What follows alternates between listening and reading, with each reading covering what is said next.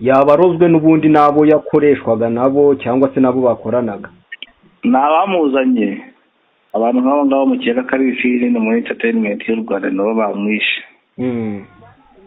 bashobora ko nibo bamuroze, nta bandi, ni ishyari ryo muri entertainment.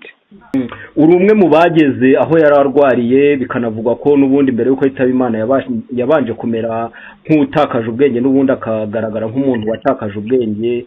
ibyo byo koko niko byari bimeze? niba warabashije kuhagera koko?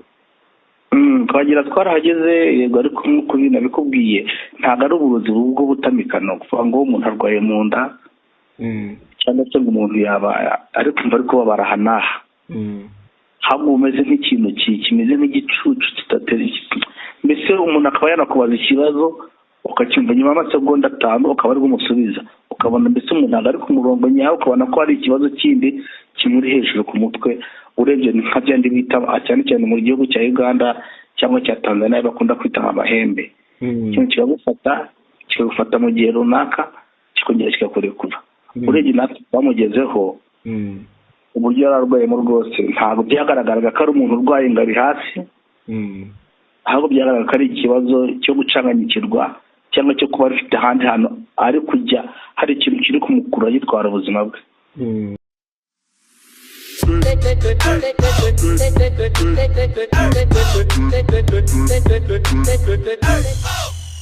Yes, reka nongere nkushimire n'ubundi wowe udukurikira umunsi ku wundi. navuga ngo ni inkuru y'akababaro ariko nta kundi reka tuyikugezeho. nyuma y'uko hamenyekanye ko Valentina cyangwa se uwo mwamenye nka Dorimbogo yitabye Imana, twagerageje kuvugisha umuvandimwe we wa hafi, wamubaye hafi ubwo yari arwaye kugeza ubwo yitabye Imana. agira byinshi adutangariza, ariko wenda kugira ngo mbere y'uko tumwumva neza birambuye, icyo nakubwira cyo Valentina abantu benshi bamumenye mu ndirimbo zitandukanye yagiye akora, bamumenya mu biganiro bitandukanye yagiye atambutsa ku masheni ya YouTube atandukanye, ariko by'umwihariko n'ubundi ni ibiganiro byagiye bikundwa n'abatari bake, ni ibiganiro byagiye bikundwa n'abantu benshi cyane. aka kanya rero akaba yamaze kwitaba Imana nyuma y'uko yari amaze igihe navuga ko atari kinini amerewe nabi, arembye cyane. inkuru mwagiye muzibona zicaracara, ariko kuri iyi saha akaba hamenyekanye inkuru ko yamaze kwitaba Imana. icyo twavuga, twakwihanganisha famiye ndetse by'umwihariko tukihanganisha n'abamukundaga, ariko reka tubanze twumve iki kiganiro tugiranye n'uwamubaye hafi, agira ibyo dutangariza, tumenye byinshi cyane ku bigendanye n'uburwayi bwe ndetse kugeza ubwo yitabye Imana. uri gukeka gishobora kuba kishe Vava cyangwa se amakuru ku rupfu rw'ufite muri aka kanya n'aya? Amakuru mfite nuko yarazwe kumara iminsi 6 yararwariye, akaba yarazwe na bagenzi be muri entertainment rw'ishyari ndetse no kuba yarafite hit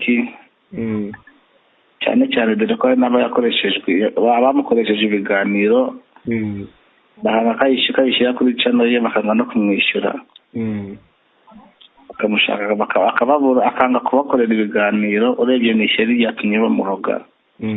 Imbararwaye ntabwo yasobanutse kandi yarwariye mu gihe gito. urebye ni ryashiranye ryo muri entertainment nta kindi. bikavugwa ko ngo yaranarwaye igihe gito cyane. yarwaye igihe gito kandi indwara idasobanutse ko nta bitaro yigeze ajyamo ngo bamupime basanga afite uburwayi. ku makuru ufite wowe ubwawe yafashwe ate kugeza ubwo yitabye Imana? ibyo wari uzi? nari nzi, yego, ngo yararwaye akarwara yumva intege ziri kuba nkeya, kumva nyine akantu kameze nk'umuriro amasaha y'umugoroba, ariko nta ndwara ifatika yari afite. ubu bisobanuye ngo nk'uko bizi nyine abantu muri entertainment bararoga, ushobora kuba bari babigiriye kwa Museveni. bikaba bivuga ko na Yago muri iyi minsi atameze neza, rero bashobora kuba baramugiriye, dore ko uburozi bwawe bwinshi, abantu ntabwo bakirogira hano hafi, basigaye bikoza Tanzania cyangwa Uganda. ariko urebye yapfemo biratunguranye pe. nkawe se witegereje, bamujijije uko yari ari guhitinga, bamujijije wenda ibiganiro yari amaze iminsi akora nawe, dore ko hari abo batari bameranye neza. kuri ubu we witegereje ni amashyara asanzwe kuko wenda yari ari kukabafatana, bamujijije iki? urebye ikintu bamujijije ni uko yaratangiye kuba umusirimu cyane, ku rwego batamukekeragaho mu bijyanye na entertainment. Bumvaga ko azaza agakora utuntu dukeya agazima, ariko hari abo yaratangije kwicuza bakiga kandi bamaze igihe muri entertainment.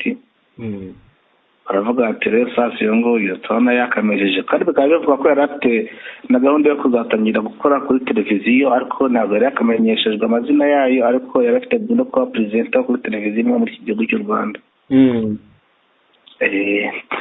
ngira ngo wenda abantu badukurikiye ejo turakora ikiganiro kirambuye bazakibona, ariko se wenda mu magambo make uru ruganda ukurikije uko ubibona amarozi ari kuvugwa kugera nubwo hari abitaba Imana, mu magambo make abarurimo bitware gute, niki wababwira?